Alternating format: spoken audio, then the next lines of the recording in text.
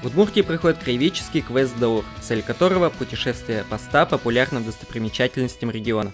На этот раз наша съемочная команда отправилась в Игринский и Красногорский районы. Первой точкой маршрута стал памятник истории и культуры Удмуртии – этапная изба в деревне Бачкеево.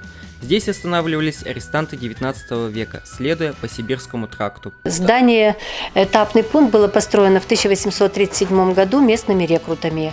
В 1899 году здание было закрыто в связи с тем, что было открыто железнодорожное сообщение, и нужда в пеших конвойных командах отпала. Почти сразу в избе открыли школу, которая работала до 1999 года. Спустя год в здании появился музей истории Сибирского тракта.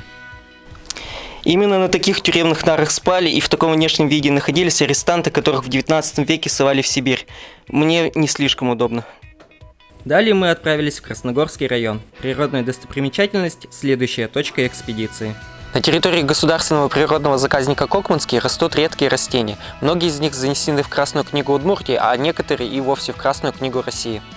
Заключительной точкой пути стал основанный в 2009 году Дом трех культур «Венок» в деревне Бараны Красногорского района, в котором рассказывают о старообрядческой, удмуртской и татарской культурах.